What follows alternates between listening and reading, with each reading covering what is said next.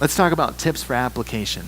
Anytime we go through a book of the Bible or a passage and group questions, hopefully the questions are driving us towards how does this apply to our life? We want it to be helpful and hopeful. We want to understand the Bible. We want to be able to say this makes sense, this is clear.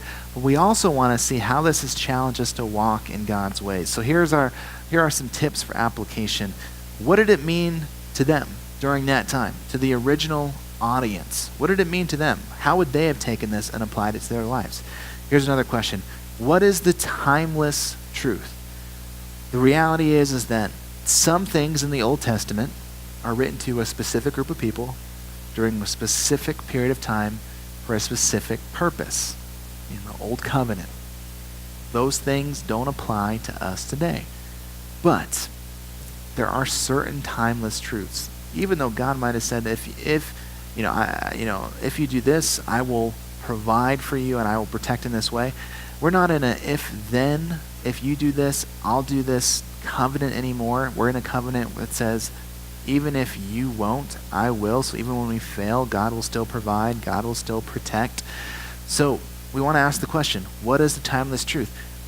God's always been this way from the beginning to the end. He's always been a provider, he's always been a protector. So even though this was written to a specific group in a specific period of time for a specific purpose, maybe there's a timeless truth in that passage.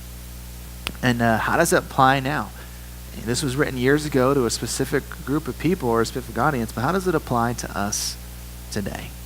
Here's some questions that you might have your group ask. Is there a sin to confess in this passage? Is there a promise to claim?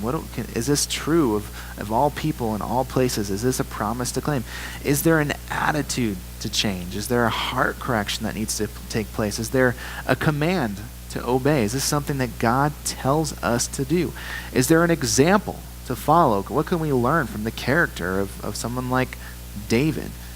Is there a prayer to pray? And Paul's got tons of prayers in his letters. Let's look at Paul's prayers. How did he pray? Let's learn from the way that the Apostle Paul prayed. Is there an error to avoid? Yeah, David's got great character and great things that we aspire to, but there's also things that he did that we should avoid in our own lives. Is there a truth to believe?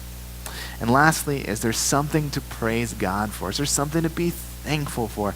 Those are the type of questions that you might pull out if maybe you get through questions early and you're looking for further application. Here's a warning. If we misuse the Bible to teach what is true, our people won't be able to know the difference when someone misuses the Bible to teach what is false. I'm going to read that again.